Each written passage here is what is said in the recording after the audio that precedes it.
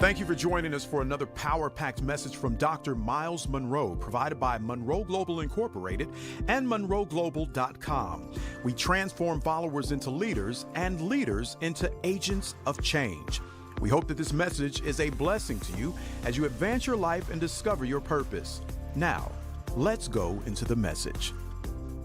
I'm calling this a mentoring moment because this is the kind of things that a mentor would share with mentees. But because you all are so special to me, I'm going to share with all of y'all, okay, how to do something like this. I want to, first of all, talk to you a little bit about why you need to write. And how myself, I had to overcome the mentality of an oppressed person. It's very rare for an oppressed person, historically, to feel confident enough to document their ideas. And the reason is because oppression takes away from you your self-worth. So you feel like you're not worth anything. That spills over into your thoughts. If you're not worth anything, then your thoughts are not worth anything. Your ideas are not important. And so your conclusion is, and I'm showing you these pictures because I've written, there's over 67 books that I've written. We count about 57 of them because the extras are manuals that I wrote. But these are some of the languages we are in. This is in Afrikaans. This is in Italian. We have 62 languages now. And that's important because your books are able to be universally transferred. And I'll talk a little bit about that. This is Spanish. Our largest market right now for books are Spanish-speaking people, which is exciting to me. And we have also here Portuguese. And so we have books in all these different languages. Now, one of the reasons why you yourself have not felt confident enough to write a book is because of your past. Who wants to listen to you? Who wants to read what you think? And that spirit comes from your past. We always think that other people should write. I grew up with an even more difficult mentality, and that is only the oppressor could write a book. All the books that we were given access to growing up as a kid were written by Europeans. All the characters in those books for children had names like Mary and Jane and John. And the names didn't register to us because we didn't have those kind of names. And the stories were, you know, Mary had a little dog, and the dog had a name, and then they would clean the dog and feed the dog. And there's stories about kids, you know, having a puppy that was a good puppy. And we didn't have no poodles to play with. We were poor. So even the stories didn't make sense to us.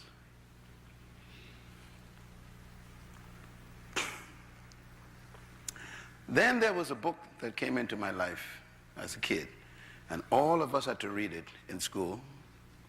And the book was called Topsy. Topsy was a story about a black boy and girl that fell out of the sky.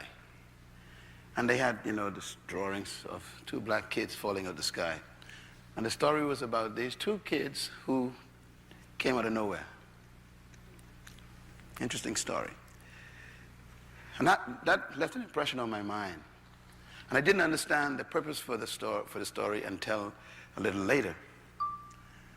The story was intent to explain to us, as black kids, that we didn't come from nowhere. We just fell out of the sky. Keep in mind now, you know, the colonial oppressors, they cut us off from our heritage in Africa. So they didn't want you to even know you came from anywhere.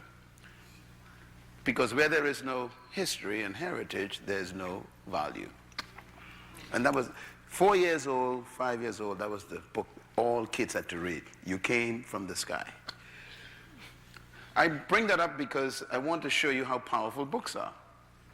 They are ideas containers. A book is an idea container. It transmits ideas. And I want to begin to talk from that perspective. One of the things I thought was interesting too is that the oppressor made sure that your parents could not read. That's because books contain ideas. And the goal was you maintain oppression by the maintenance of ignorance. Remember that the word knowledge in Hebrew is the same word as light. Light.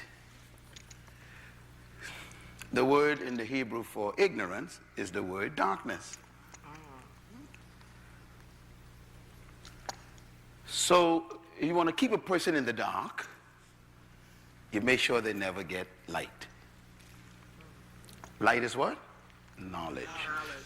So the way you maintain oppression is you maintain darkness. So you've heard this said before, if you want to hide something from someone, you put it in a book. That is true, because if having a book is useless if you cannot read it.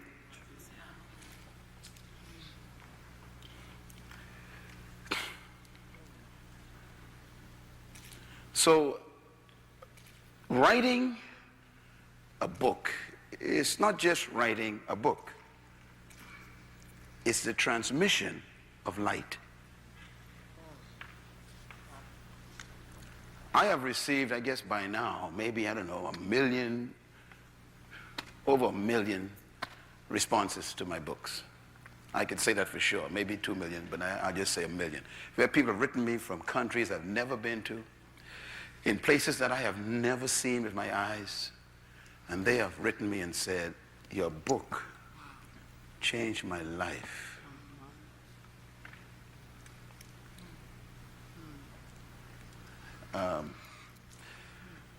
So I'm about to talk to you about one of the most important things in the world, the transmission of light.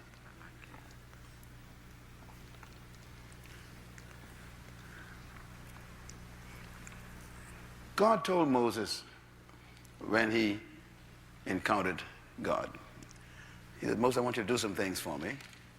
And Moses, he finally agreed. And then God told Moses, when the people came out, he says, write. That's in the Bible. God said, Moses, I want you to write these things down.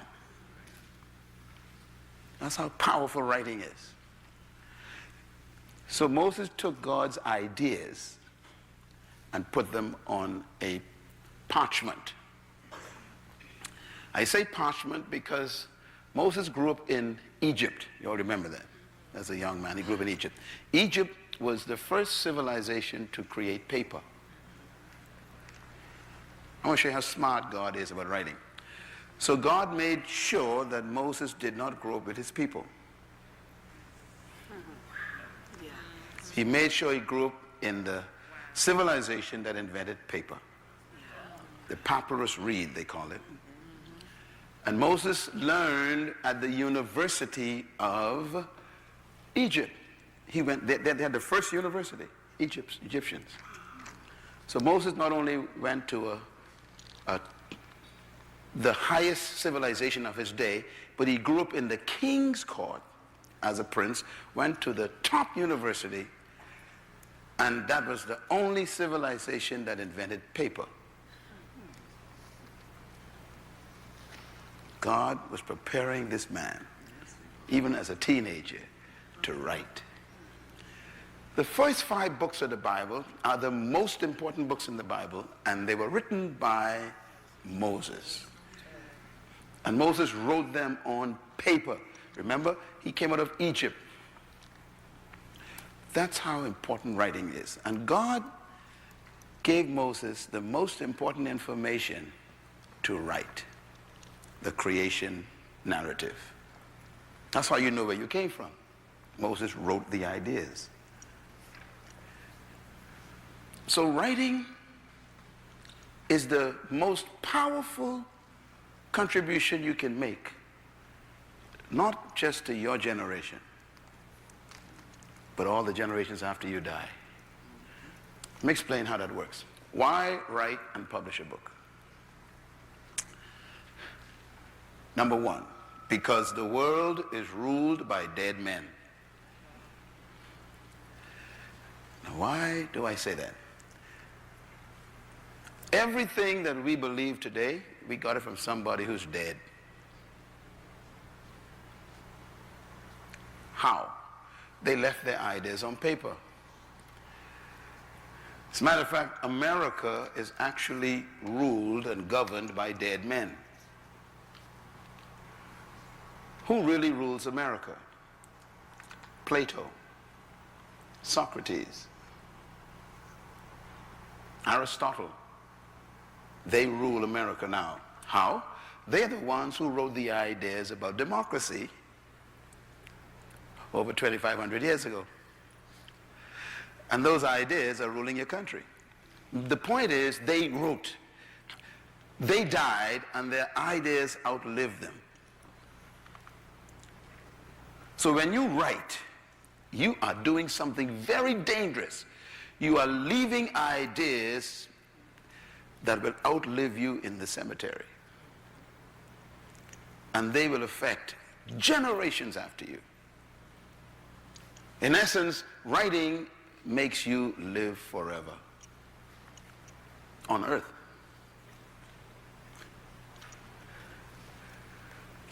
So learning how to write and learning what to write and learning why you should write is really the most powerful act you can perform to guarantee life after death.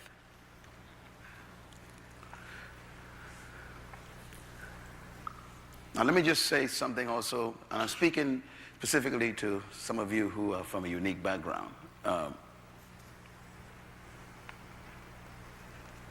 I also, my conviction, my personal experience in writing, I fought this for a long time. I mean, I remember the first time someone asked me to write my ideas. I fought it. And the guy was a publisher, and he tried to convince me. I said, "Are you crazy?" I said, "No one wants to read what I have to say, and plus I don't know how to write. I don't know how to start. I don't know anything about this. And plus, only smart people write books." And I fought that thing.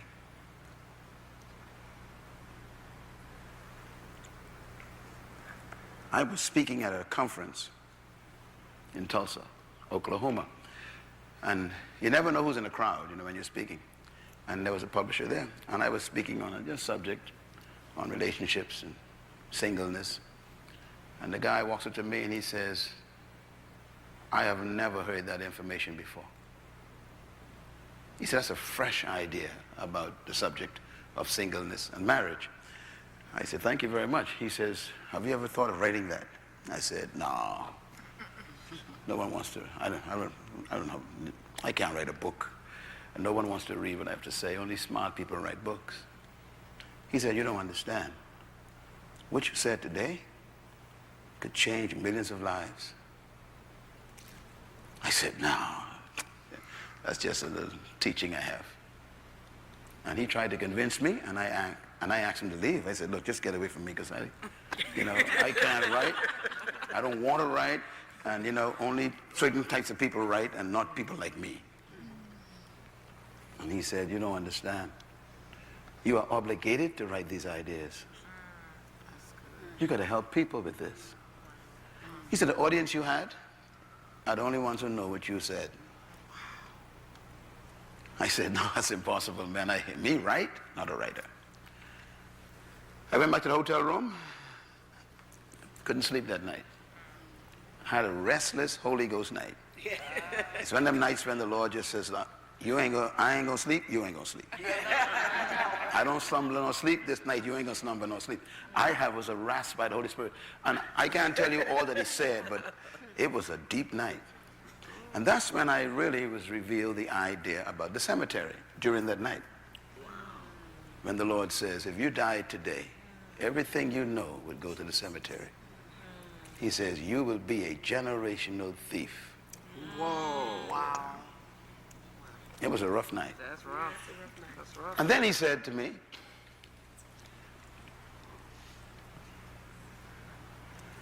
he said, if you don't write and record your history and your experience in life, somebody else will write your history for you.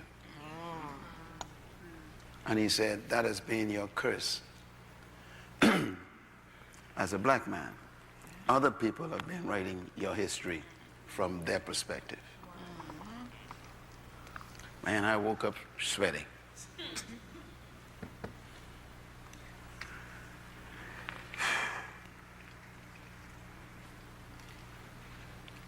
Do you know what's really our problem?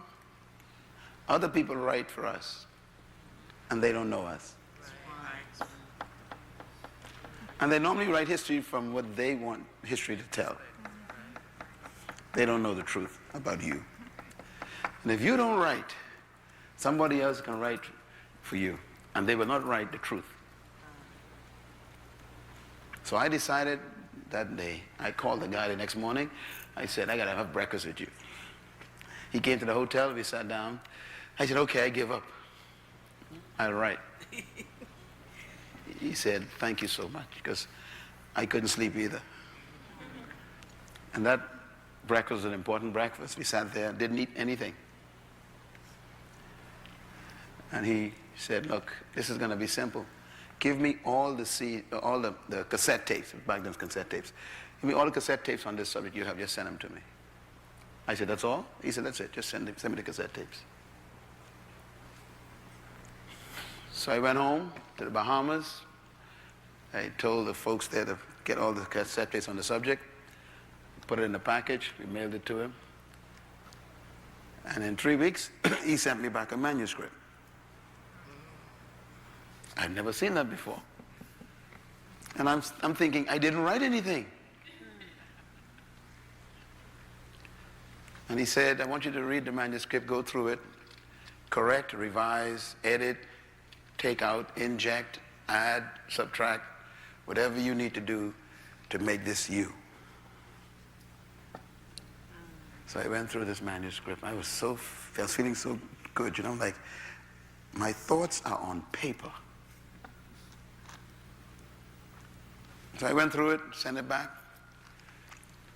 Then he sent back another 2 weeks the manuscript, and this time it was paginated, you know, in the form of like a book form. Oh, I felt real good. I looked like a book. I was so excited.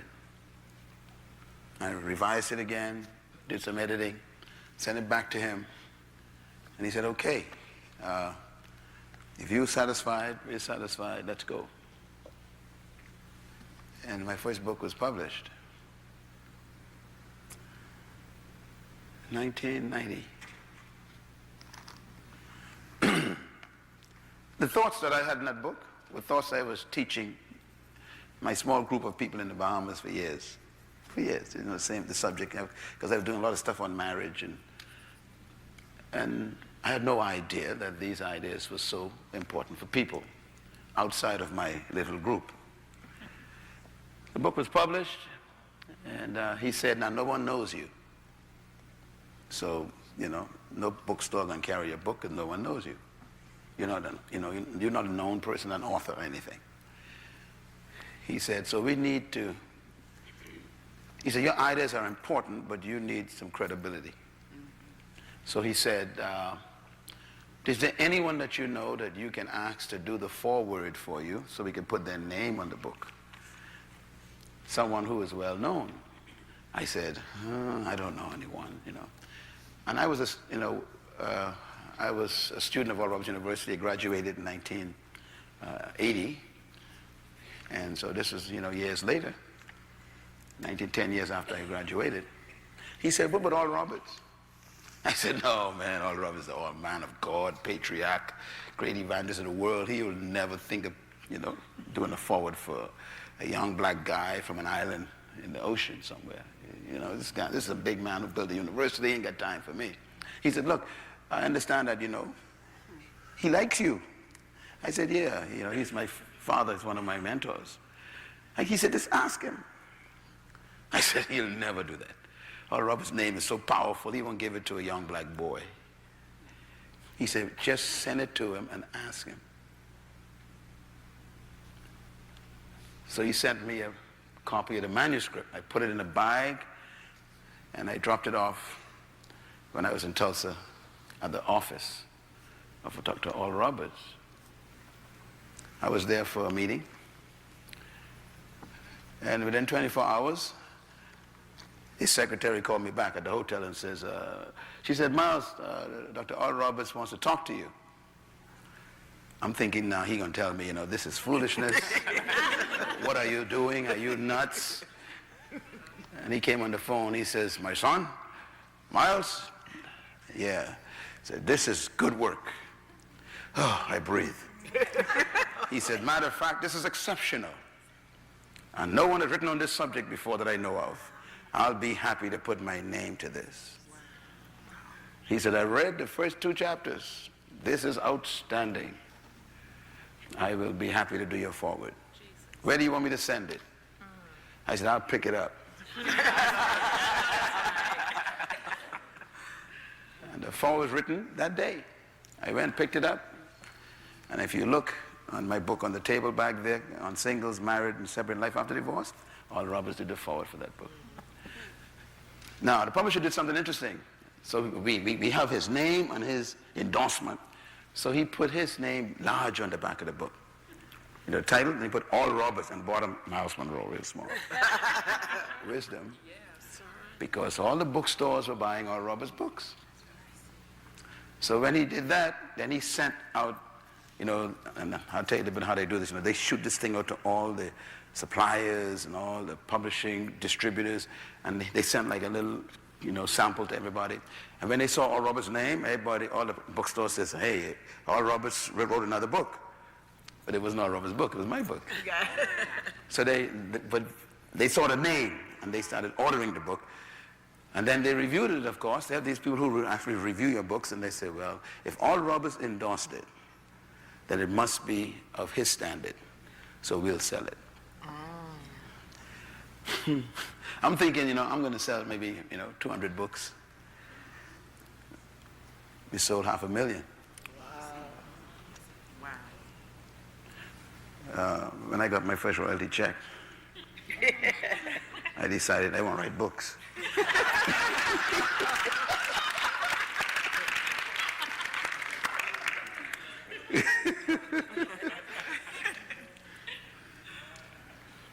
And that's how I began to write. I had to fight it first, and the Lord had to beat me real good.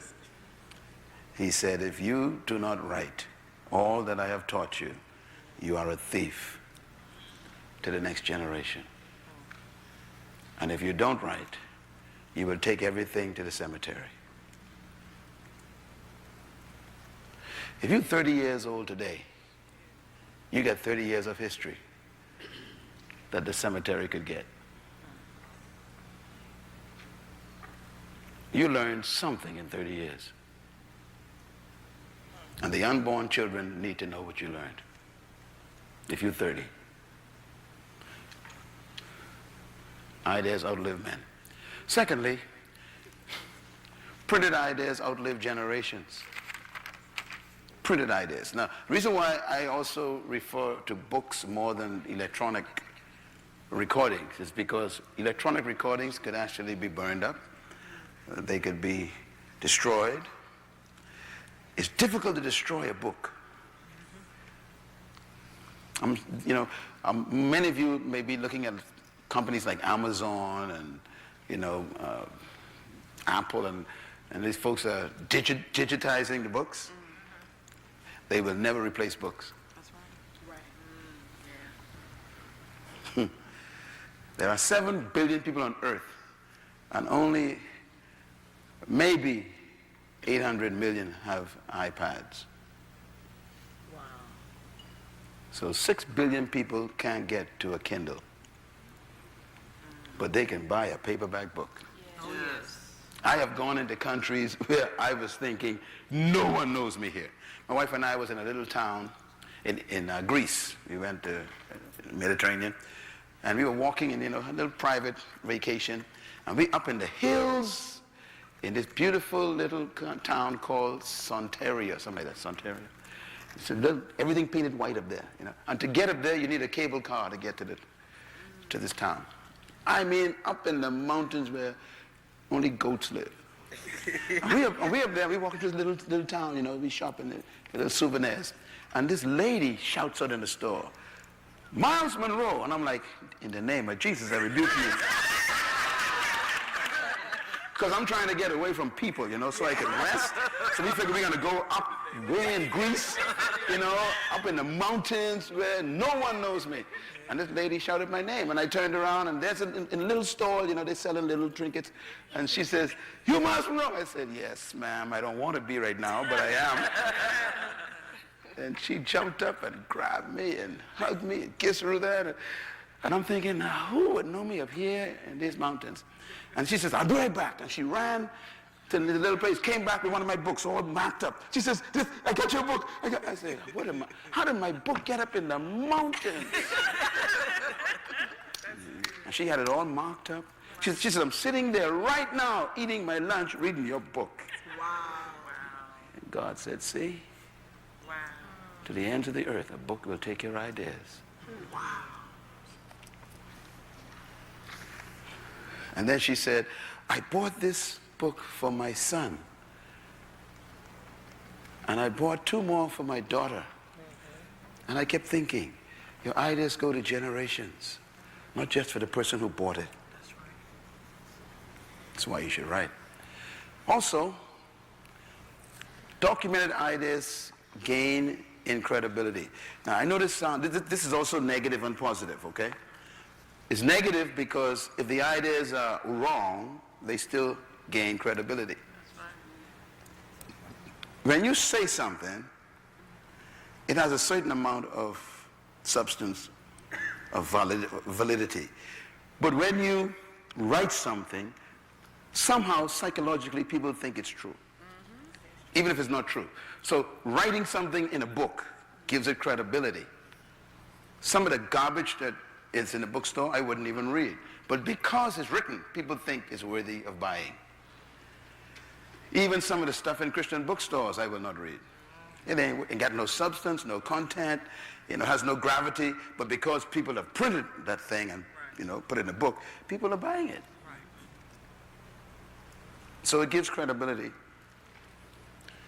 Also, writing gives you life beyond your grave. Always remember that no matter how well you did while you were living, if you don't document what you've done, it will die with you.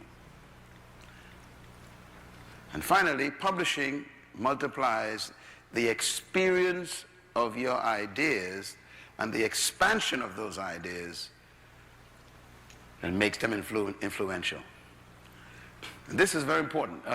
When you write a book, you have put it in a form that can multiply its reach. And again, I'm speaking from experience. I have been to every continent, and my books are there. My books have now been translated into Arabic, Pakistani, Mandarin, and I'm thinking, I still live on an island in the Caribbean, next to the village I was born in, and my books are flooding the Muslim world, the Hindu world, the Buddhist world.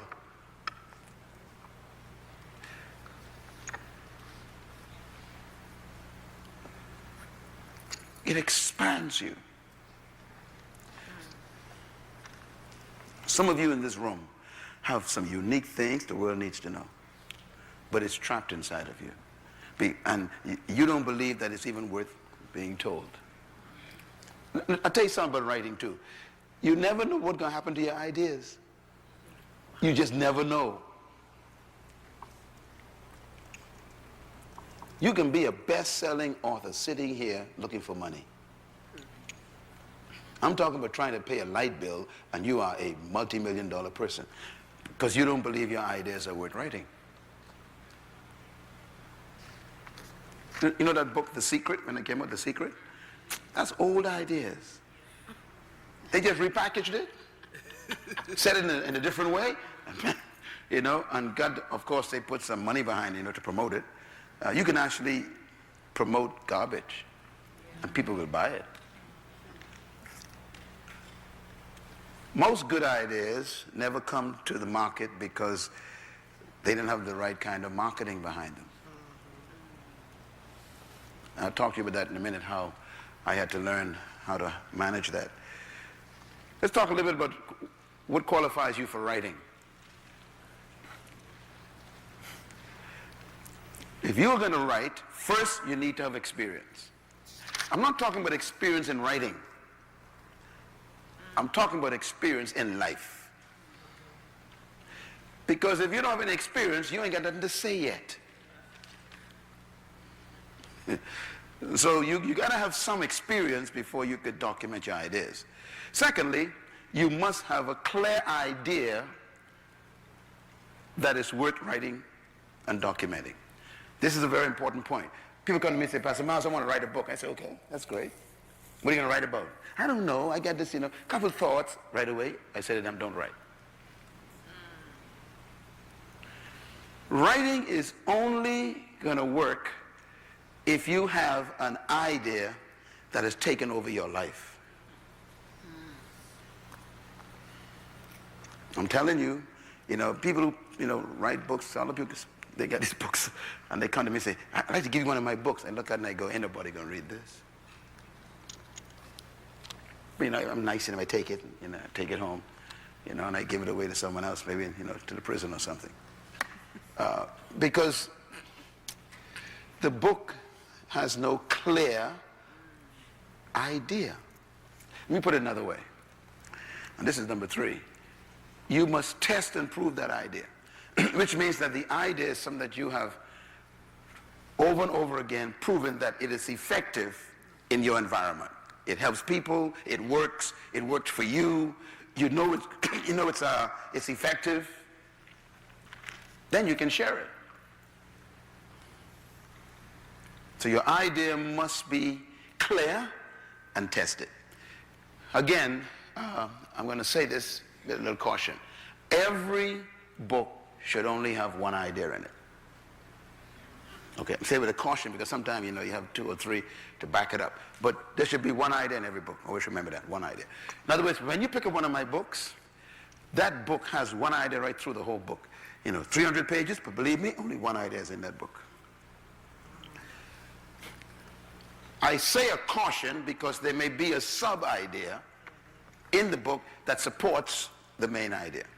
Okay. I've seen people give me books or manuscripts to review for them, and really what the manuscript is a bunch of sermons that they preached on different subjects. And I'm like, this is not a book. It's a collection of sermons, so you call it that. Don't call it a book. Do you understand what I'm saying? Yes. So even pastors come to me, Pastor, I want to write a book. I say, okay. And they send me this manuscript. You know, they have a chapter on, you know, Easter teaching, a chapter on, you know, Christmas teaching, and I'm like, this ain't no book. A book has one idea.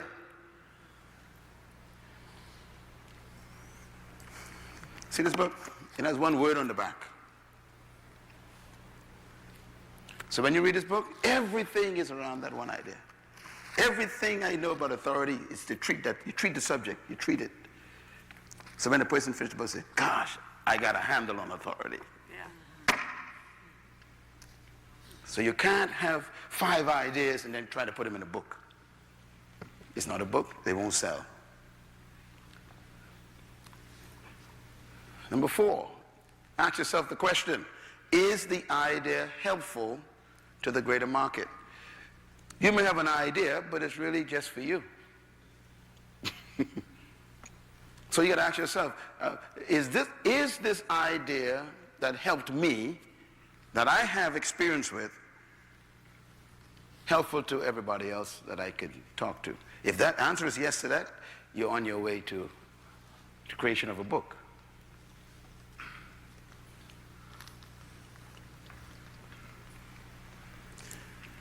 You know how to fry a certain type of dish very well. You know, you invented this kind of, unique way to fry chicken or whatever.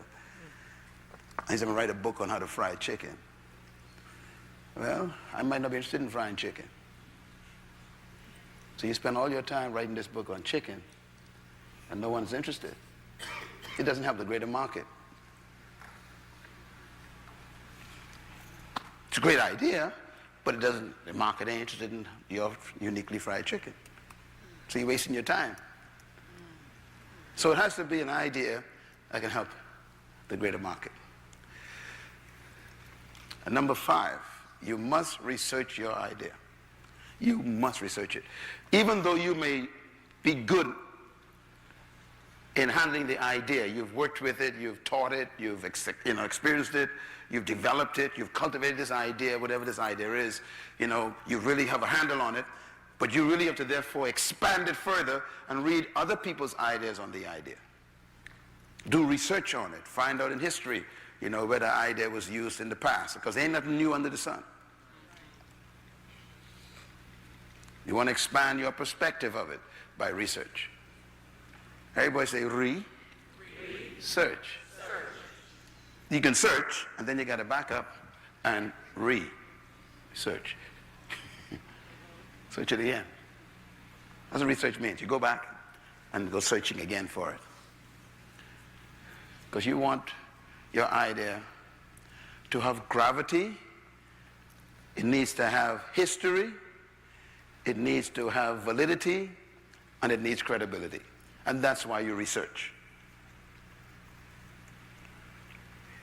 I've seen people write books and they send them to me and they say, I've got a new revelation. They start a book by saying, I got a new revelation. I'm sitting there going, this book is not going to sell. If you start a book with that statement, your book won't sell. You can go to the Christian bookstore right now and a lot of books start just like that. I was in, God gave me a new revelation. That's how they start the book. Ain't nobody going to buy your book. Because there ain't nothing new under the sun. It's just simply researched and a new perspective on it, but never new. My books on potential have sold millions. People, my books on purpose have sold millions. I'm not the founder of purpose. I just refound it. In my experience, I was searching for my life meaning, and I found it in the Word of God, and I said, wow. And then it changed my life. I didn't think about writing it. I just was living it. And someone says, you need to write that down, because it helped me when I heard you speak it. So I went in and started doing research. Nothing new. Let me put it another way.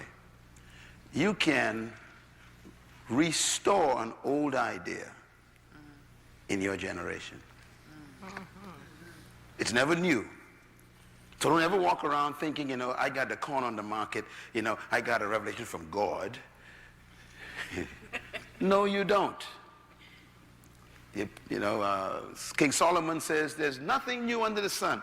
What has been will be again, and what is will also be again. In other words, don't walk around saying that God gave you a new revelation. No one's going to buy your stuff. You ain't got that kind of credibility. Okay, next question. What should you write? Number 1, write your passion. The reason why people find it hard to write is because they don't feel like writing. It's that simple. Here you are trying to write, and you sit down with this blank sheet of paper, and for 3 weeks you sat down with a blank sheet of paper. And then you say, forget it. Your problem is you ain't got no passion for what you're trying to write. Write your passion. And by the way, passions change, okay? For example, and that's why you got to almost catch your season. Most of my writings come from the subject that I'm focusing on for that year. Then I write it, because that's my passion at that time. Your passion gives you energy to keep writing. It is the juice that makes you wake up and just suck up that stuff. You just want to produce it. You want to get it out. You love this idea. That's the juice of writing. If you ain't interested in writing the idea, why should I be interested in reading it? If you're not passionate about it, why should I buy it? Write your passion. Number 2, write your experience. If there's something that you experience that is real to you. A young lady came to me, one of my mentees in Florida came to me, and she said, Pastor Myles, I was molested by my father, and I had trauma all these years, etc., but the Lord healed me, and, now I'm a wife of a wonderful pastor, and the church is doing great, and she was telling me her story, what she went through. And I'm sitting there thinking, this is a book. Because, why? If you follow my first slide, this idea will be helpful to millions of people who had the same experience. And she overcame it. That's the key. So I helped her write a book. The book is selling, and now the publishing company is interested in it. Yeah. I assume, by the end of next year, she can be a big writer, a big author. But I'd encourage her. I said, look, this is an experience that can help people. Write your experience. And again, your experience is what you're passionate about because it lives with you, right? Right. Yeah, it lives with you. Number 3, write your testimony. Again, similar to her experience. If you tested something or you passed a test that other humans are also facing, that is good material for potential writing. Now, for example, do you know why people buy a lot of books on how to make money? Because everybody was broke. Right? So here's a guy or a woman who says, look, I had nothing. I started sleeping in my car. I sleep in my car. Today I have a house by the beach. All of a sudden you're interested because you slept in cars too, or you almost did. Right. So that testimony is something that people would be interested in. How did you pass that test? That's why you and I like the book of Job, We like the book of Job because Job, we identify with Job, man. All of us lost something. And Job got it back. We want to know, how do you get it back? So we like Job's book. His is a testimony. Fourthly, write your revelation. Now, I want to be cautious with this, again, because remember I told you, ain't nothing new under the sun. Revelation to me is God renewing an old idea in your mind. That's all it is. It ain't nothing new. It's a renewal of an old idea. Write your revelation. Not everybody will have this perspective. Sometimes it isn't revelation, it's an experience you have, or maybe it's a testimony, or it's just a passion. Or for you, it might be a revelation. But, the different things you can write. That's why I give you this topic, what do you write? The different things you can write. Here's another one. Write your obligation. Now, obligation is a deep one. There are some times in life when a person experiences or discovers something that they must leave to the next generation. That's an obligation you should write. For example, Mr. Andrew Young was here with us last night. He has an obligation to write his experience with the civil rights movement. That's not an option for him. He's obligated. Because these guys are dying. And they're taking history to the cemetery. So people who are like Mr. Nelson Mandela, the long road, he was obligated to write that. So obligation has to do with, if you have experienced something in life that you owe the next generation, you are obligated to write. And these are normally people who are historical figures who impacted the direction of the world in some way. Like Bill Gates is probably obligated to write.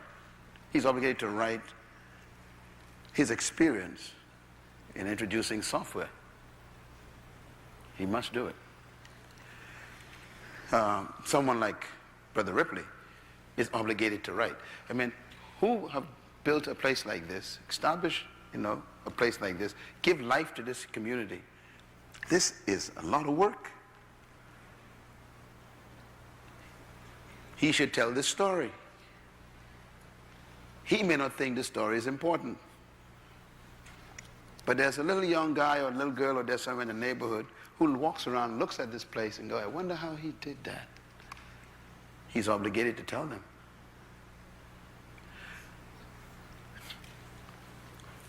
Here's another one. Write your conviction.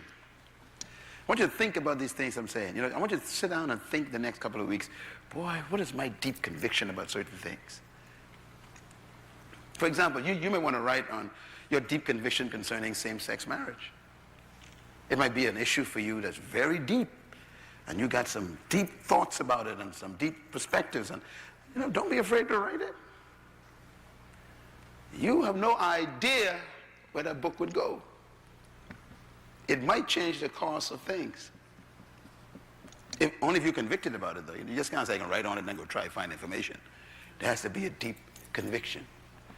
Because the conviction, it will make you stay true to the project. Because you might get people attacking you while you're writing it. But if you have deep conviction, you're going to still write it. All right? So that's what you write. Another question, when should you write? Number one, write when there's a demand for your idea. I remember when the publishing company called me when the crisis hit the world, the economic crisis hit the world. And I was their number one author at that time, and I still am. And they called me. They said, Dr. Munroe, do you have anything on crisis? I said, yes, I've been speaking on that this year. Because I saw the crisis coming. And they were so excited. They said, oh my God. They said, look, we will pay you. How much do you want? I said, I'm sending a check. So they sent a check. I sent them all the material. And there's a book out there called Overcoming Crisis. There was a demand for it. The environment demanded it. So your question should be, is my idea in demand right now? The answer may be yes. In most cases it is, because human life is daily. People experience a lot of things daily. But you got to make sure that it is relevant to the market. And that leads to number two. When you are competent in your idea is when you should write. Competence, again, has to do with knowing your subject matter. Don't try to write something you don't know about. Don't try to put on paper which you steal from other people. You need to have an idea that even though you borrowed it, it becomes yours. You worked with it long enough that you got your own spin on it. This is my piece. That's competence. That means you can't just sit down and say, let me see what I'm going to write about. Let me see. You better go drive a bus. No. It has to be something you've been working with for a long time. Some of you may be in nursing, for example. Maybe you're a nurse. You've been a nurse for 20 years. That means you got 20 years of experience in nursing. To me, that's competence. So you should write a book on a perspective of nursing. And you position it in a way where either it goes only to the medical market, or you can position it in a way where it goes to the general market. There are ways you can position it. But the idea, you know your stuff. You was a nurse for 25 years. You know how the problems with nursing, the challenges, the process, the principles of nursing. You should write a book. You're competent. When should you write? When you've tested your ideas. Tested means it works. It affects people. It worked for you. You know this works. When should you write? Write when you have proven your idea. When should you write? Write when the market needs your idea.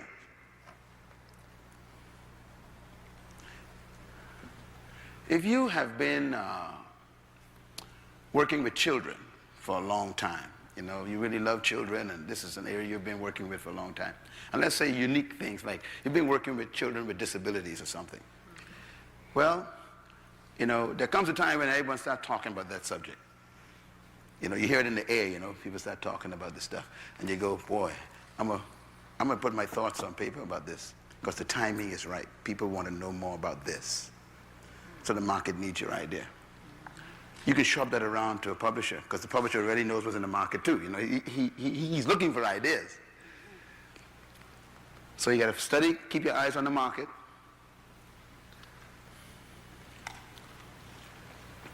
I wrote the book on authority. It's already hit the bestsellers list, the USA Today bestsellers list. I wrote it because I saw the mess in the world. I saw, you know, leaders falling like flies in both the church and the world, the corporate world and business and politics. It was all because they didn't understand authority. So the Lord says, you got the context and the content on this. And this product, this content, this idea, I was teaching 30 years ago. I know this stuff. And then I live it. I built an organization through it. I have the same board with me that's been with me for 34 years. Why? I established authority in the company. So I know, I tested it. And I say, okay, the market needs it now. The publisher says, praise the Lord. They sell 1 million copies. They get 6 million, I get 4. So, does the market need your idea? If it doesn't need it, it may fall flat. It may be a great idea, but the market says, we're not interested in that right now. Okay. When should you write? You should write when the market is demanding your idea. Right now, people are worrying about what? Employment, right? Money, families falling apart, having to downsize things, maybe, you know, start on business. I was thinking, you know, Brother Jerome, I mean, I don't know, but, you know, he's been interested in entrepreneur stuff. To me, that's the biggest thing right now. If he was smart, he would write a book on, you know, how to develop your own destiny or something like that. How to develop your own financial destiny, how to be free from the system, something like that. You know, and those kind of topics people want to know right now. Oh yes, please, show me how to get free. And it's not new ideas, it's just packaging it in a way where the people can say, look, there's a book I read, and I started my business, and I lost my job, but look what I did. Man, this book helped me. All of a sudden, because everybody is struggling right now based on the market problems. Is this clear? Yes. Yeah. So you want to study the market to know when to write. There are some subjects that are good all the time. You know, some subjects you can write on them. People, because again, like I said, life is daily. You know, so if you write on something like marriage, people always have marital problems. So you know, it'll probably work, you know, anytime. But there are certain times in the market where certain ideas are needed, and people will run to it. If you look at the best-selling list on Amazon, you'll probably see most of the subjects have to do with the economy or jobs or something, because the market is saying, look, we need help, so the authors are dumping those ideas in, hoping one of them would hit. Okay? How to write. Now let's get down to the meat. How do you write a book? Number one, you must conceive the idea. Now this may sound simple, but you know, when a woman gets pregnant, she's pregnant. You can't be halfway pregnant, almost pregnant. You're pregnant if you're pregnant, am I right? Right. So when you conceive something, it doesn't go away. So if you're going to write a book, you got to actually conceive the book. You have to carry it. It has to be, it's like, you know, I got to deliver this thing. That's, you know, I got one right now inside of me on character, right? And I'm finishing one on kingdom citizenship. Going to come out, I think, in January. And I'm just about finishing it right now, doing some cleanup stuff. But I was carrying citizenship all last year. I'm delivering it now. But I got character now because I see all this mess in leadership, you know. Even your president and other people, you know, this is character issues. And I'm thinking, boy, so the publishers are like bit at the time. Like, come on, Doc, get this one out, man, character, you know, because they know the time is right to hit it. With all the immorality in the church and the corruption in politics, and leaders don't know what to do with Europe, These are character defects. And they say, do it. So I got twins. Right? So you must conceive the idea. And you know you conceive an idea when you think about it all the time and you keep seeing it from every different perspective. Matter of fact, everywhere you look, you see it again. You see it. You got yourself a book. You got to conceive it. And then secondly, you have a concept of the content. Now, when you write a book, the book's supposed to be finished before you start. What do I mean by that? When you have a book that's ready to be delivered, you actually see the entire book. You ever been, I can't ask Mona if she ever been pregnant, but when you're pregnant, you ain't carrying half a baby. You carry the whole baby, right?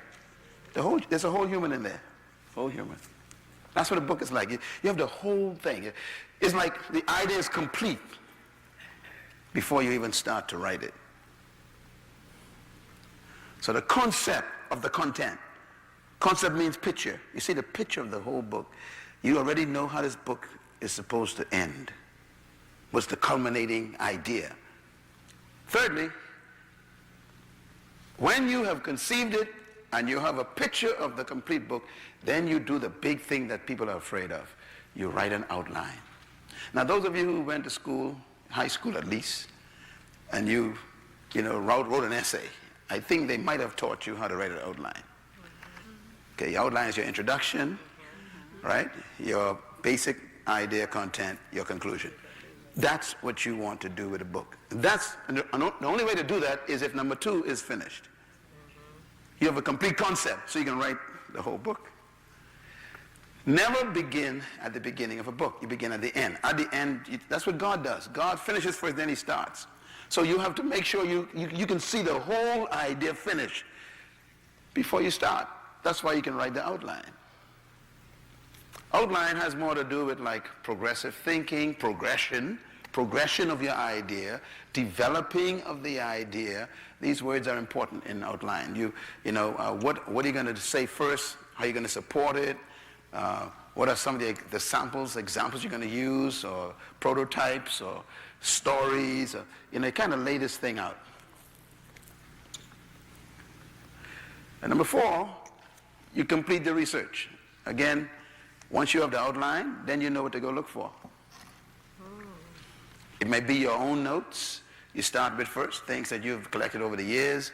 By the way, let me just say this too. If you're going to be a writer, you got to be a reader. Some of you bought my books. That's wonderful. Read them.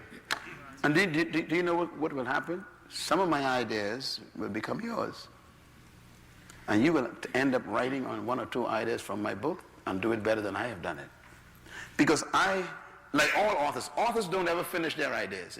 When I say that, I mean, they got so many things going on that almost every chapter is a book.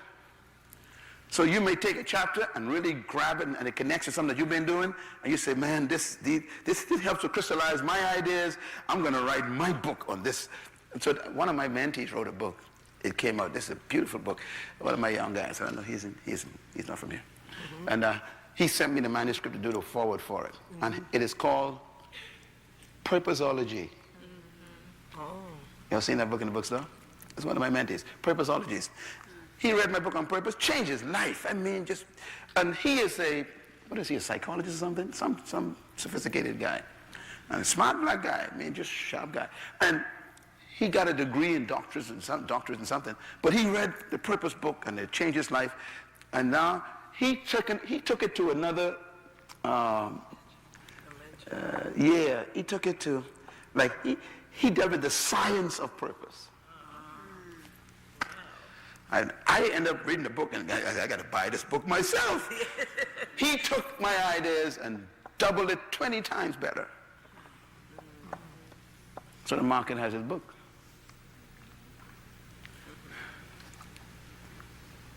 He researched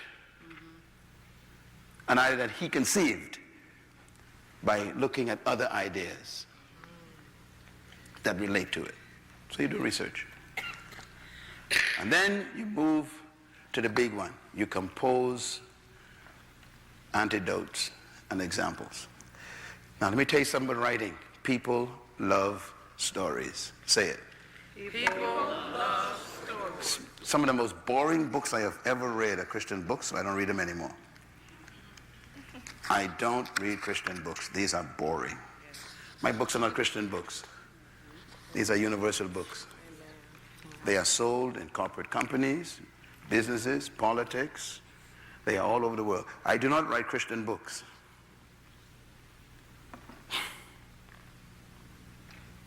The Christian market is too small for books. 3% of the market is Christians. 3% of market Christians buy books. You'll die if you write for Christians. Okay.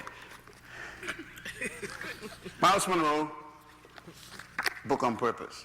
Open the book. Neither the judges, this is my introduction now, neither the judges or the audience expected anything from this plain-looking, middle-aged, unemployed woman from Scotland who was a contestant on the reality show called Britain's Got Talent in the spring of 2009. That's why I started my book, with a story. You pick up any of my books. Listen, if you don't catch the reader in the first 2 sentences, you're gonna be begging for money. Any book you open on any book. I'm going to show you, I gotta prove what I'm saying to you, okay? Crisis. As I begin, what do you do when everything you trusted in collapses? How do you prepare for a sudden change in life? How do you recover when life hits you on the blind side? After a lifetime of hard work and dedication and commitment and loyalty to a chosen career, how do you suddenly change your vocation and skill sets? Now, what does that do to the reader? I got him. Why? You're in the middle of a crisis, and that's what's happening to you. So I got you. The first 2 sentences of your book, you better get me. Otherwise, you lost me.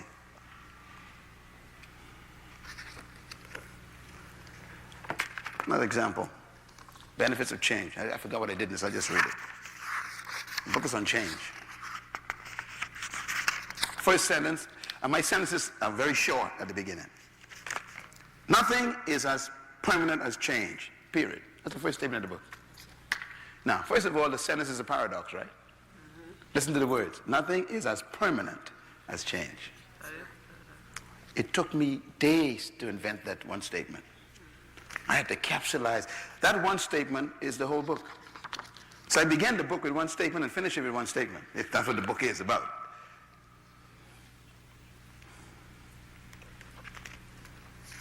That's the preface. You gotta have stories and antidotes. My Kingdom books all start with stories. Or I describe the world, or I talk about Europe, I talk about the economic problem, I talk about politics. Why? You gotta tell people stories. Don't start out by saying, thus saith the Lord. They ain't gonna buy your book. Don't start a book on no scripture.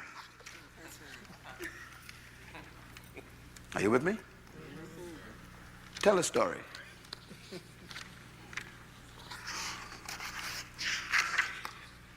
When I wrote my book on In Charge, which was really written for the business market, I started that book with a beautiful story. And people actually write me letters about the story. My book on leadership, the spirit of leadership, I get hundreds of letters on the book on the lion. In the story on the lion I told, oh man. And now people are using the story all over the world, using my story. That's how you get a book to be attractive. Now let me just caution you too. I don't know if I cover this in the next session, the next segment. But by the way, this is important, if you want to have a successful writing career, make your book universal.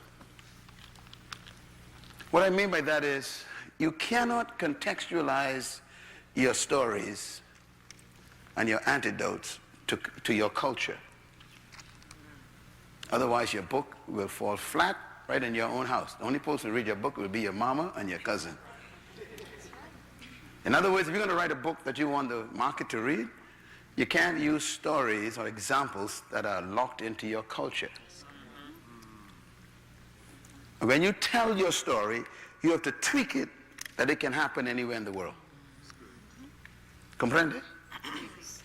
Yeah. So you can write a book and say, well, whatever. I was in the ghetto, buying chicken from Mr. Jones' Chicken Shack. Listen, ain't nobody know what you're talking about. They don't know Mr. Jones, and they don't know what the shack is. So if you read all my books, they are really written in a way that they can land in any country, any context, any language, and the stories I tell are relevant to those people. So when you translate my book into Chinese, Mandarin, Chinese know but lions. Yeah, humans know but lions, and how, so I tell the story about a lion.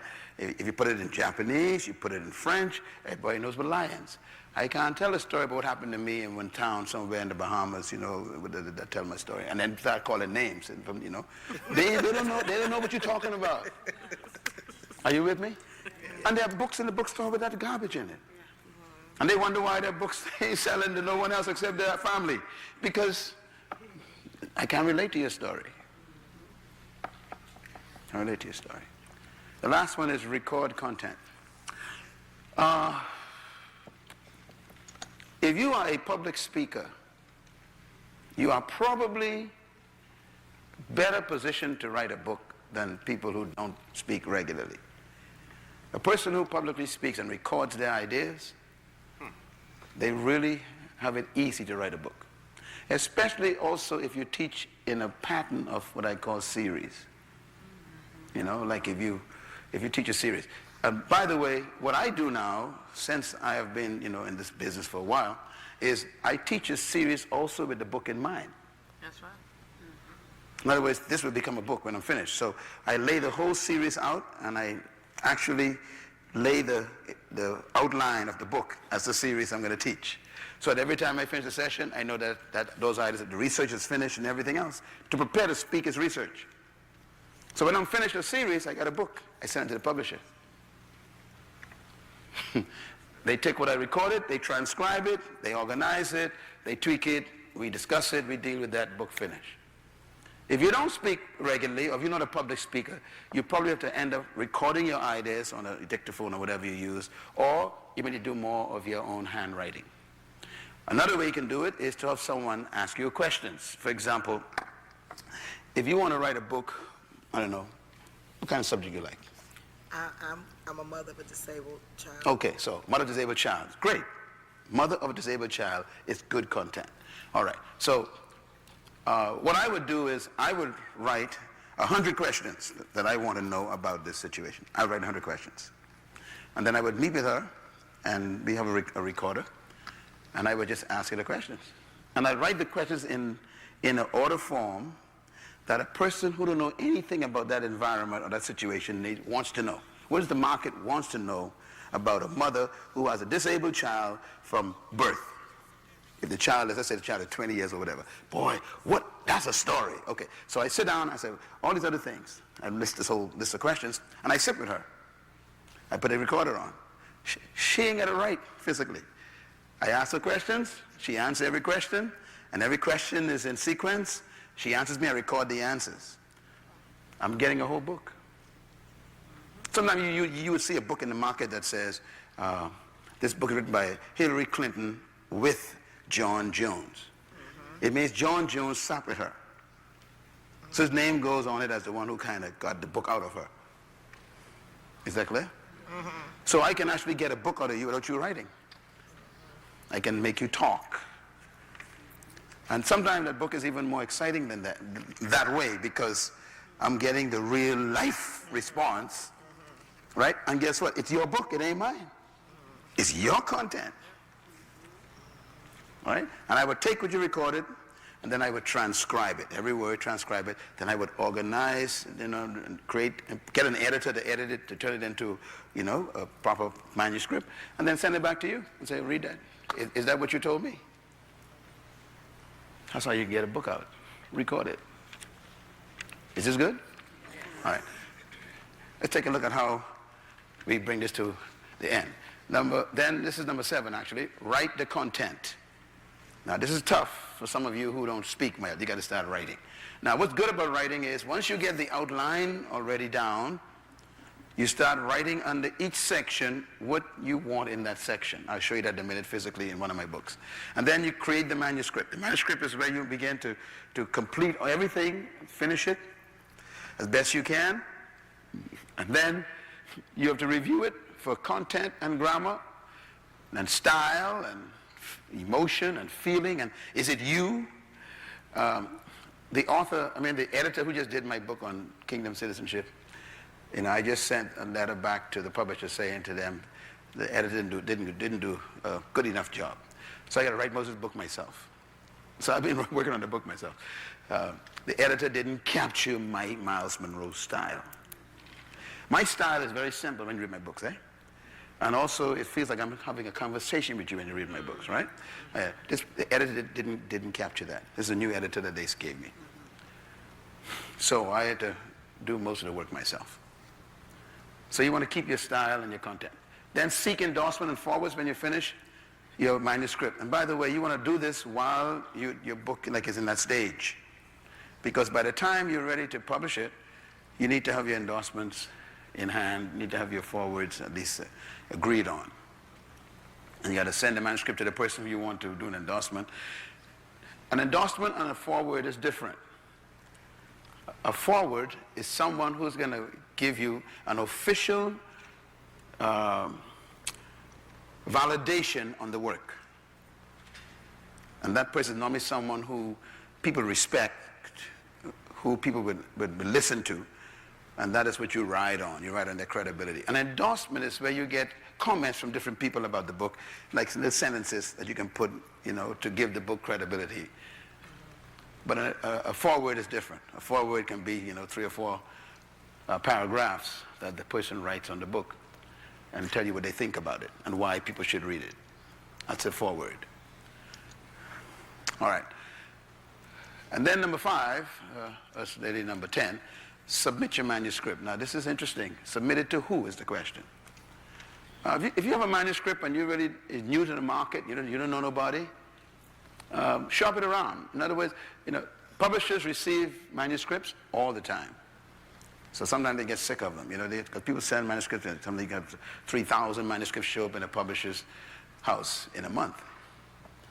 How do you make a publisher take yours out of a pile of 200, 300? That's the question. Well, a couple of ways. One, you got to know somebody like Myles Munroe. You got to know someone who know the publishers, who the publishers respect, someone who the publishers know have done well.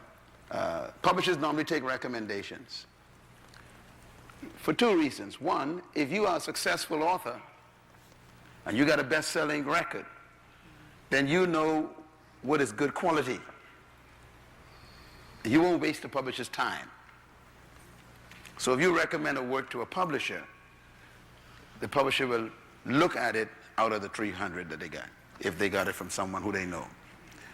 Secondly, a second way to do it is you send your manuscript in a package, a neat package, but you put on the cover the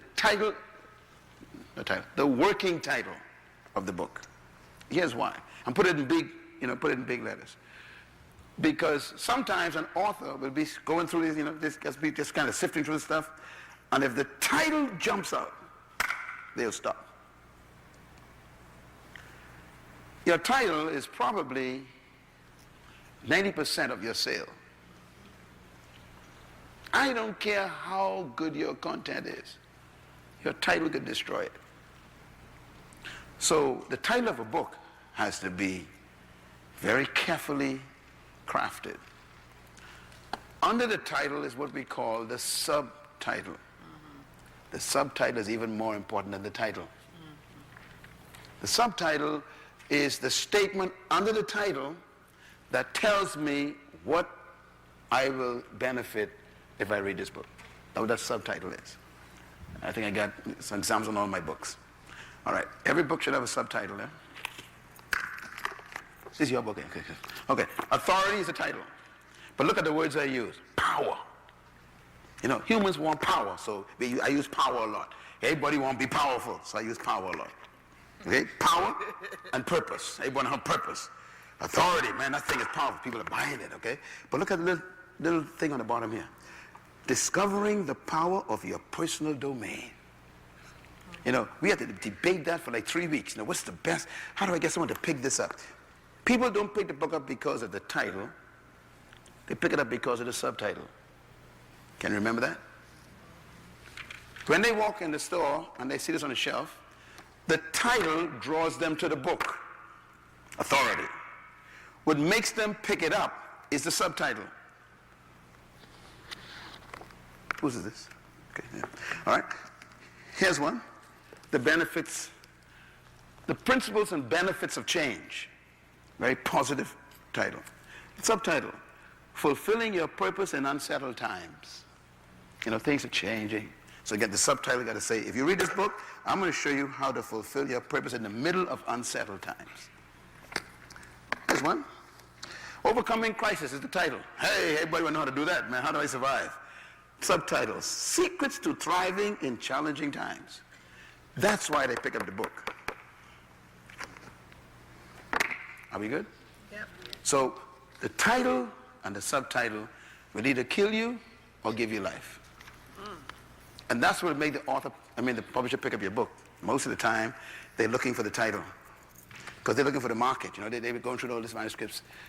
They don't want to sit down and read 40 pages. You ain't gonna never get them to do that.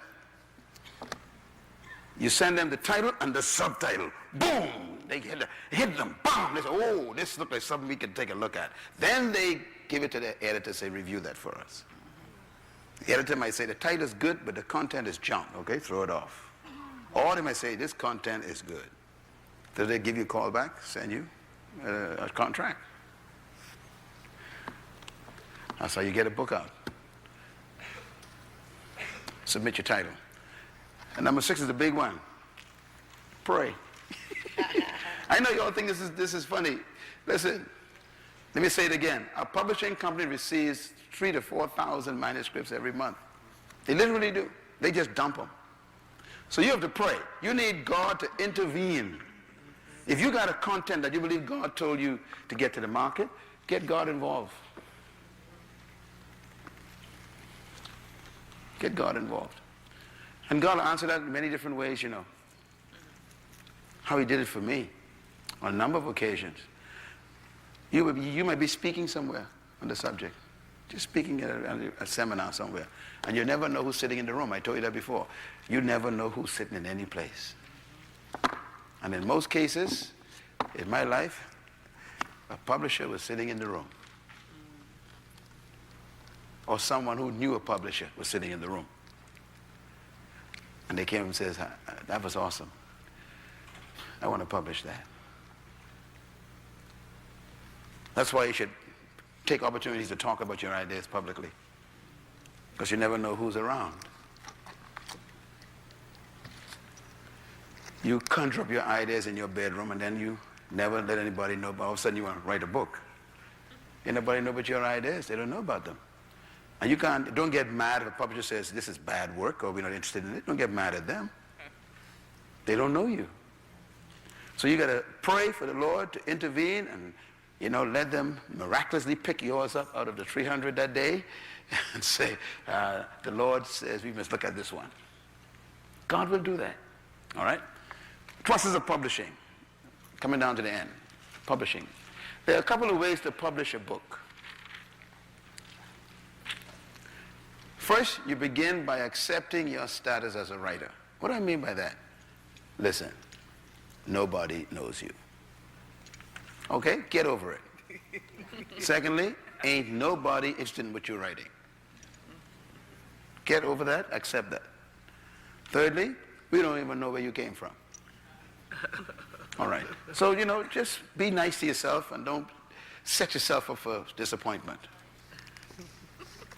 Your ideas are beautiful, they're powerful, the world needs them. The only problem is the publisher don't know you. Nobody knows you. So get over that. Number 2, Identify appropriate publishing companies. Now, appropriate means, look, don't send your book to Astor and Schuster or, you know, don't send your book to a big company down in New York and tell them, look, you know, you all didn't answer me back.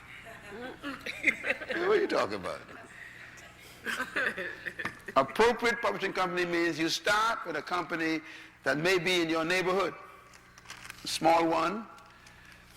Because let me tell you what happens in publishing companies. A publishing company, and this happened to me actually with my first book. The publishing company that published my first book grew itself on my book. It was that small. They printed the book and they gave it to some other publishing companies to distribute. They were small because I didn't know them either. They didn't know me. And the big companies began to realize that the book started selling. And then the book sold, you know, all these hundreds of thousands. And guess what happened? I started getting phone calls from all the publishing companies, the big ones. And I'm like, hey. You know, this is, but I started with a guy who could hardly pay me my royalties back. Yeah. That's good. But the book hit the bestsellers list. And the big boys, see, let me tell you about publishing companies. They ain't interested in you. They're interested in their monies. Exactly. Okay? Get over that too. So don't take nothing personal. When they tell you this is garbage, don't take it personal. All right? They're interested in money. Period. But what happened is people, you know, people start buying the book. The big companies say, tell you what, we can give you $1 million. The other fellow give you 30,000, we can give you $1 million. So you start with the guy in your neighborhood. Or go to the internet. Get a publishing company that at least get your book in print. You got to pay for the copies yourself. Do it. Because here's what happens. If you publish a book, you pay for it by yourself and everything, and you publish, let's say you print 300 copies, you know, and you do a little speaking engagement and you sell it. You have no idea where the book is going to end up. I've seen stories. So, some of my books end up that way. I got a publishing company now, man. It's a big deal, man. Woo. I'm afraid to tell you what they paid me. Anyhow, you know, it ends up in people's hands. Get it out of you. Get it out of you. Don't try to become a best-selling book, you know, author like Myles Munroe. You can't do that. No one knows you. You just want to get it out. Deliver the baby. Why? Nobody knows you. And you get it out there, and you know what's going to happen? Them 300-400 copies that you got printed, they can float around. They're floating. And then it comes into the hands of somebody who is a major publisher, and they say, wow. And then you get a phone call one day, and they'd say things like, would you like to consider republishing your book? That's a term they would use. In other words, can we take over this book?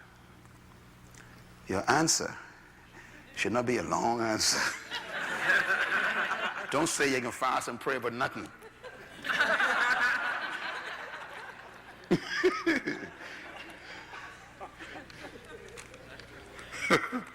Tell them yes first and then wonder what did I say. Okay, yeah, but identify appropriate publishing companies.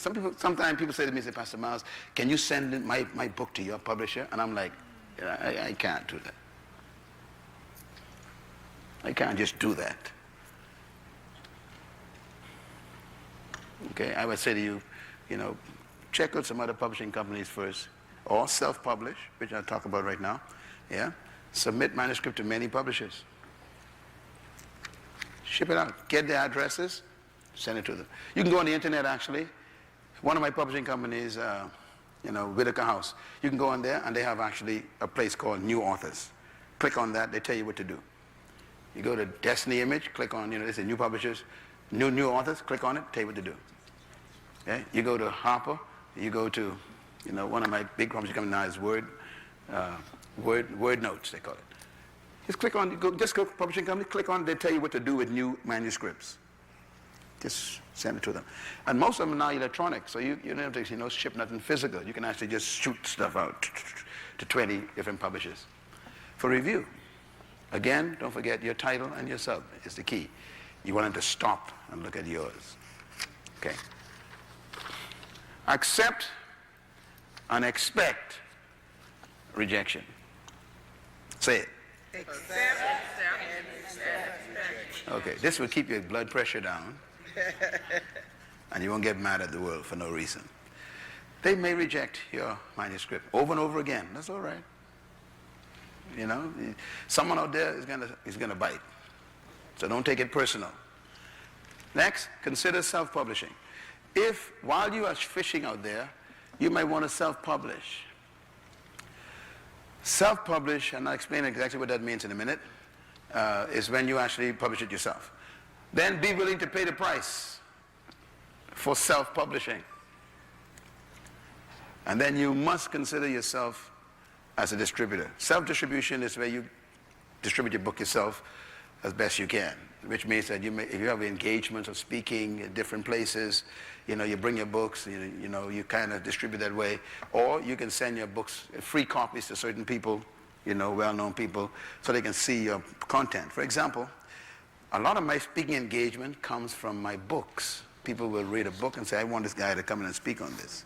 So you get a mailing list of people, all the pastors in the city, maybe all the, the youth groups or whatever, and you send your books out there, whatever your subject is, you send it out there. And people are going to start calling you and say, look, I like this. Can you come and speak on this? What you're doing is you're creating distribution systems. Because now you go to speak, there are 40 people in the room, you take 40 books and you say, look, I got a special on books today. I'm going to speak on this. People buy the books. And every book, write this down, every book passes through 7 hands. That's the average they have discovered. Every book passes through how many hands? 7. So if you have 10 books, 70 people potentially will be exposed to those books. If you get 700 books, that's 490, 4,900 people will see those books. So don't just think of the one book. Think of the 7 people that's going to touch this book. They're going to look at it. And one of them might be, a big boy. And that's how you move around. So self-publishing is important, and self-distribution is also important. Let's talk about self-publishing for a minute, but this might be your first option. Self-publishing has some pros and cons. Let me give you the pros and cons. 1, when you self-publish, you control the process completely. You control the quality of the manuscript. You can get help if you want, of course, get editors to help you clean your manuscript up grammatically, syntax, context, all those things. You need someone to help you make sure you get something that is palatable to the marketplace. And can I use the term, here's a term to remember, industry standard. Yeah. What did I say? Industry standard. Write that down and remember that. Because if you don't come up to industry standard, the industry ain't going to suck you in. They're going to spit you out. So you want to control the process, but also make sure that it's professional enough that the industry would be interested in it. Self-publishing also means that you control the cost. That means you control how much you're willing to pay to get it published. Thirdly, you control distribution. That means that you got to distribute it yourself, or you got to find or shop it around to get distribution.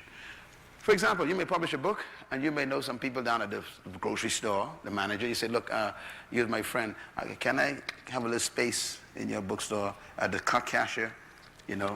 Just kind of put my books there, and whatever is sold, we give you 5% or 10%. You go to a drugstore and say, look, I'm going to talk to the manager. In other words, you can become your own distributor, machine by building up relationships with people.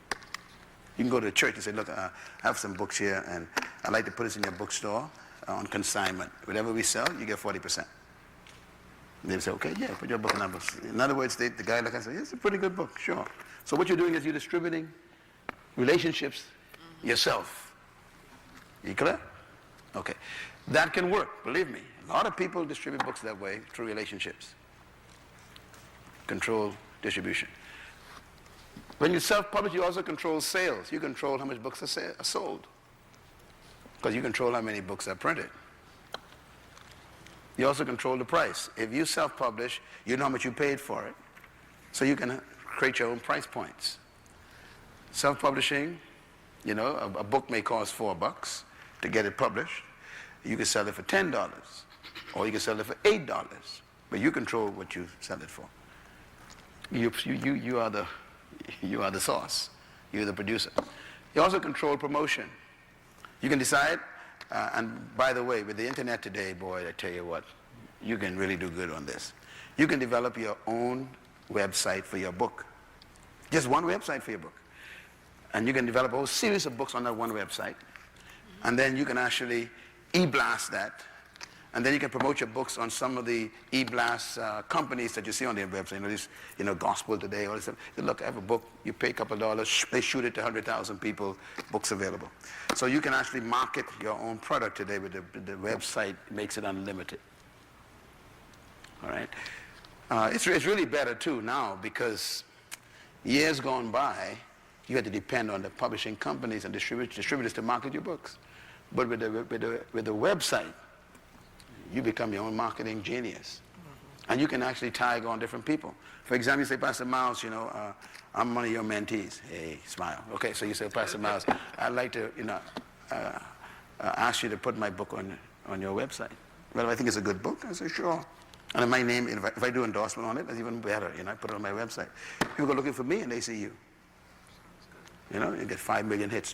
They go, oh, wow. You know, this, and they may not want me. They may want the subject you wrote on. You understand? They see my name and say, oh, but they say, Pastor Myles have a book. You know, he endorsed a book on, you know, how to deal with a child with handicap or something. And they say, wow, I got a handicapped kid. So they click on that book and they buy your book. See? So you can distribute, market many different ways by networking. You know, big companies buy my book by the thousands. You know, they have a company called Monavi. You know, they use my books, my leadership books. They buy 10,000, give to all the distributors. You know, and they put it in their magazines. I don't know about that. They're marketing my stuff for me. So, you know, you network to get your book out. All right? And then when you self-publish, you also control advertising. You can actually go to the local newspaper and advertise your book in the papers. It's a brand new release. This will do this and do this for you. This will help you this way. You know, and put the picture of the book in the newspaper. Or you can use electronic distribution to advertise. All right? What's the pro and con for publishing at a publishing company? This is a tough one. What's good about a publishing company publishing your book is that they bring into play professional writers. So, now this is when the company chooses you. Self-publishing is you actually do it yourself. Publishing companies will provide professional writers. Secondly, they provide and produce professional manuscripts. That's what they want. It's industry standard. Thirdly, they will control the design of the book. That means the cover. You know, most of my covers, I collaborate with them because I'm an artist myself. I have a degree in art, so I know what I want. But they would always, you know, work with me on that because they have their own artists as well, their own graphics people. And they normally would design a book based on what the market is after at the moment. You know, like this book, they would call this a bar design book with bars. And that's what the market likes right now. So, you know, people pick those books. It's more what they call a corporate look. Okay, corporate look. So they would design your covers and everything else, your back text. They also provide professional distribution systems. The way the companies work is the publishing company is normally connected to a distribution company. They're two different activities. Publishing is not automatically distribution. So if a publisher takes your book, it doesn't mean he's going to distribute it. Distribution is the key to a successful author. Because if you can't get your books to the market, no one will buy them.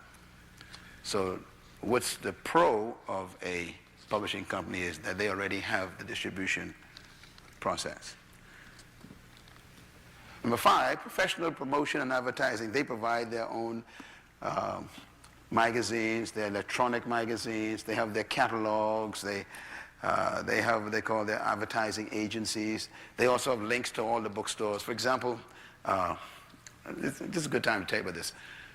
The book I'm writing on right now, Kingdom Citizenship. The book is not completed yet, but they already started preparing for promotional advertising. And what they're doing is behind the scenes work. They are sending personal information to the buyers right now saying, Dr. Myles Munroe is about to release a new book. They're telling them that right now. The book ain't finished yet, but they're already telling them. The book is about this and this and this and this. We're going to position it this way in the market. Prepare for this book. So they already started promoting. When the book is just about finished, they go to another level, and they say to the bookstores, they press a button, and 30,000 bookstores right away get this announcement. Munroe book to be released in 30 days. 30,000 bookstores. So the bookstores already know my name. They say, okay, yeah, this guy, we sell a lot of his stuff. We even ain't going to wonder about this book. We want 1,000 copies. So 30,000 books by 30,000 bookstores buy 1,000 copies. How much that is? 3 million? Yeah. So that's how the system works. They got it already worked out. You press a button. That's the advantage of a publishing company. You're not there yet. You want to get there. The way you get into a big publishing company is that you got to hit one good one first. Publishing companies don't experiment with authors.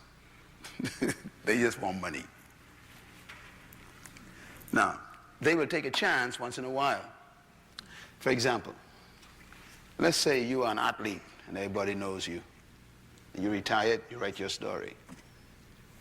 They can take a chance with you because you already promoted. It's called pre-promotion, pre-exposure. Let's say if you are a woman who has a woman's network. You got 300,000 women in your network on your, and you do women speaking. They say, you know something, no one knows you, but you got 3,000 people, 300,000 people, man. You're good for us. Mm-hmm. If you sell 10%, you're okay with us. So they'll pay you to write. Or they'll let you pay 50%, they pay 50%. In other words, they already know that you got promotional advertising power. If you're a pastor, your church is, 3,000 members, they'll say, yeah, let's talk, because we got a market that's controlled by you already. You see what I'm saying? But here you go, you ain't got nothing. You got a porta pan, a TV. And you say, this is a good book. Take a chance on me. They're like, really? Okay? So that's what they are. They're interested in getting their money back. They're going to invest money. They want it back. They want more than they invested too, believe me. They want more. All right. Next, companies have preset credibility. What does that mean? A publishing company has a name. It's Whitaker House. Whitaker House is well known all over the world. Whitaker House is the largest distributor. They have a company called Anchor Distributors. And Whitaker House has been known for many years to being one of the top companies. So when they put their logo on my book, immediately the bookstores respect it. So they have what I call preset credibility. Okay? If you go to the internet and you get a publishing company from the internet, right? It's not a well-known publishing company in the market. So they put their logo on your book, logo. The companies don't know that company too well. Publishing, the distributors don't know that company well. They say, so you might not hit the major distributors yet. Okay? So it's not preset credibility. Now some internet bookstores, publishing companies are becoming very, very impressive. And so now the big companies are also looking at them and picking up some of their books. Be willing to pay the cost. You can take your book to a publishing company. The publishing company will say, okay, I will publish your book.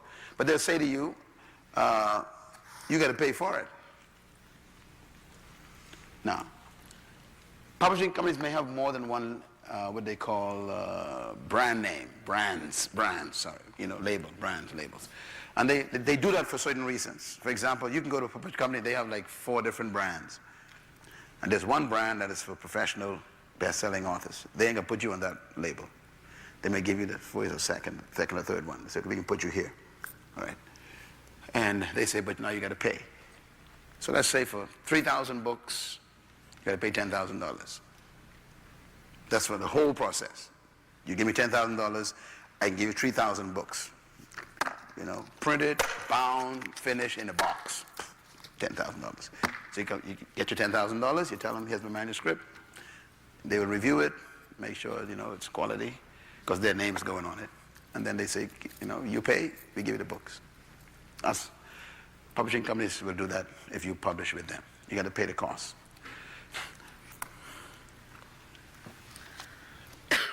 This is the biggest one. Be willing to submit to their royalty standards.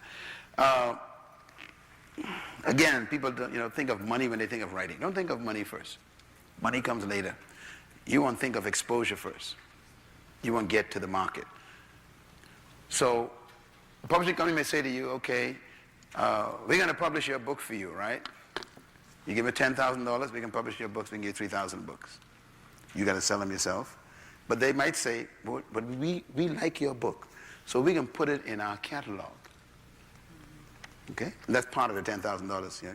We can put it in our catalog, we expose it through our system. We may even offer it to the bookstores, see what they say. But that's part of it. You can negotiate that with them at that $10,000. Then they may say to you, whatever we sell, we can give you 5% royalty. Now, you are unknown. It's the first time you wrote, and they really putting their label on your name. So you might say to them, okay, 5%. Sometimes people get excited and they go, I want 10%, and I work hard. No. They taking a chance on you too. They putting their name with your name.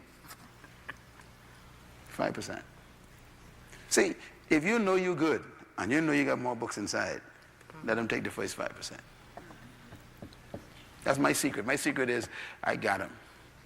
I got 40 books in my storehouse in the Bahamas still that I even ain't write. I got 40 books. So, I tell them, all right, when we first started, the brothers say 12%. I say, okay, 12%, brother. I'm not an author. I don't know anything but this, 12%. I didn't know he was robbing me at the time, but I just... But when that book hit, bam, $500,000, I said, they start calling me. I said, now we can talk. Oh, yeah, I'm from the Bahamas. I'm a crazy man. You don't want me because it's talk business, boy. And they say, 15? Brother. How about 18? 18? Call me tomorrow. Yeah. Now I'm at the point where I tell them what I want.